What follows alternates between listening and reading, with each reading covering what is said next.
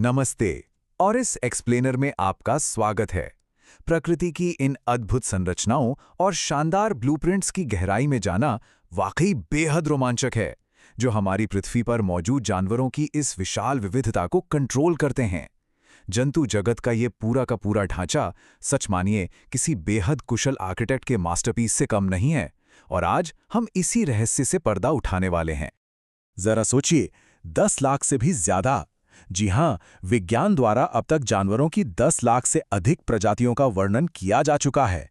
अब इतनी विशाल विविधता को समझना है और नए खोजे गए जीवों को उनकी सही जगह पर रखना है, तो हमारे पास एक बहुत ही सटीक और सख्त वर्गीकरण प्रणाली यानी सॉर्टिंग सिस्टम का होना बिल्कुल जरूरी है। इसके बिना तो प्रकृति की इस भूल भुलैया को समझना लगभग नामुमकिन है। तो इस एक्सप्लेनर का हमारा एजेंडा कुछ इस तरह रहेगा। हम इन 6 मुख्य हिस्सों से गुजरेंगे। पहला, प्रजातियों का वर्गीकरण। दूसरा, जीवन के ब्लूप्रिंट। तीसरा, सरल जलीय शुरुआत। चौथा, कृमियों की दुनिया। पांचवा, एक्सोस्केलेटन और शेल। और छठा, कांटेदार त्वचा और आगे। चलिए शुरू करते हैं भाग 1, प्रजातियों का वर्गीकरण। तो जीव विज्ञानी इतने सारे जीवों को आखिर कैसे छांटते हैं? ये फ्लोचार्ट हमारे पूरे सफर के लिए एक मास्टर मैप का काम करता है। यह हमें बड़ी ही आसानी से समझाता है कि समरूपता यानी सिमेट्री और शरीर की गुहा यानी बॉडी कैविटी जैसे जटिल नियम कैसे काम करते हैं। इससे हमें एक बहुत ही स्पष्ट तस्वीर मिलती है कि कैसे एक साधारण कोशिका स्तर से लेकर बेहद जटिल ऑर्गन सिस्टम तक जीवों को एक तार्किक क्रम में सजाया गया है। अब आते हैं भाग 2 पर, जीवन के ब्लूप्रिंट। क्या आपने कभी ध्यान दिया है कि जीवों के शरीर में समय के साथ कैसे शानदार अपग्रेड्स हुए हैं? ये विकास स्पॉन्ज जैसे जीवों में कोशिकाओं के एक बहुत ही साधारण से झुंड से शुरू होता है। फिर सीलेंटरेट्स में ये थोड़ा और विकसित होकर ऊतक या टिश्यू स्तर तक पहुंचता है, और आखिर में ये कॉर्डेट्स में पाई जाने वाली अत्यधिक जटिल और स्पेशल ऑर्गन सिस्टम्स तक जा पहुंचता है। ये ब्लूप्रिंट अक्सर शरीर की बनावट यानी सिमेट्री को तय करते हैं। अब देखिए, रेडियल सिमेट्री में शरीर को किसी भी केंद्रीय तल से 2 बिल्कुल एक जैसे हिस्सों में बांटा जा सकता है, जो अक्सर पानी में रहने वाले जीवों के काम आता है। इसके ठीक उलट बायलेटरल सिमेट्री में शरीर केवल एक ही तल से बिल्कुल सटीक बाएं और दाएं समान हिस्सों में बढ़ता है। आगे की ओर गति करने वाले जीवों के लिए तो ये डिजाइन एकदम परफेक्ट है। वर्गीकरण की इस दुनिया में एक बहुत ही महत्वपूर्ण शब्द है, सीलोम। ये असल में शरीर की बाहरी दीवार और आंत की दीवार के बीच की एक खाली जगह या कैविटी होती है, जो पूरी तरह से मीजोडर्म नाम की एक परत से ढकी होती है। अब इसका होना या ना होना इतना जरूरी क्यों है? क्योंकि ये विकासवादी यात्रा का एक बहुत बड़ा मोड़ है। इसी खाली जगह के कारण ही तो हमारे आंतरिक अंगों को विकसित होने और अपना काम करने के लिए जगह मिलती है। और हाँ, इन जीवों के अंदर खून कैसे दौड़ता है ये भी बहुत दिलचस्प है। ओपन सिस्टम यानी खुली प्रणाली में हृदय से खून सीधा निकलता है और कोशिकाओं को नहलाता हुआ निकल जाता है। लेकिन क्लोज्ड सिस्टम में वहां खून एक बहुत ही सटीक और बंद नसों के नेटवर्क से होकर गुजरता है। जाहिर सी बात है, ये क्लोज्ड सिस्टम कहीं ज्यादा कुशल और एडवांस माना जाता है।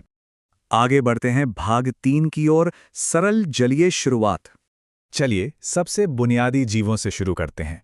फाइलम पोरीफेरा, जिन्हें हम आमतौर पर स्पंज कहते हैं, एक बहुत ही शुरुआती लेकिन बेहद असरदार डिजाइन दिखाते हैं। ये खाना जमा करने और सांस लेने के लिए सिर्फ कोशिकाओं के स्तर की एक जल परिवहन प्रणाली का इस्तेमाल करते हैं। पानी ऑस्टिया नाम के छोटे छिद्रों से अंदर आता है और ऑस्क्यूलम नाम के एक बड़े निकास मार्ग से बाहर निकल जाता है ना कमाल का सिंपल डिजाइन। कोशिका स्तर से थोड़ा ऊपर उठकर ऊतक स्तर पर आएं तो फाइलम सीलेंटरेटा हमें शरीर के 2 बड़े ही अद्भुत रूप दिखाता है।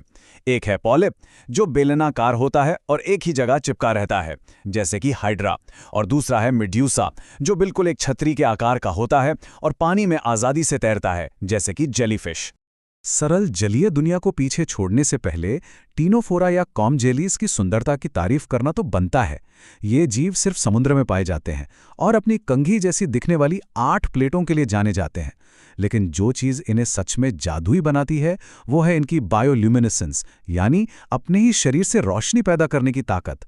अंधेरे पानी में चमकते हुए ये जीव सच में प्रकृति का एक चमकता हुआ चमत्कार है। अब हम पहुंच गए हैं भाग 4 पर, कृमियों की दुनिया। फाइलम प्लेटीहेल्मिन्थेस यानी कि चपटे कृमि एस्कोलोमेट ब्लूप्रिंट का एक बेहतरीन उदाहरण है। इसका सीधा सा मतलब यह है कि इनके शरीर के अंदर कोई गुहा या सीलोम नहीं होता, वे अंदर से बिल्कुल ठोस होते हैं।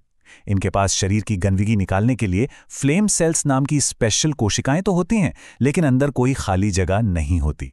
लेकिन विकास की कहानी यहीं नहीं रुकती।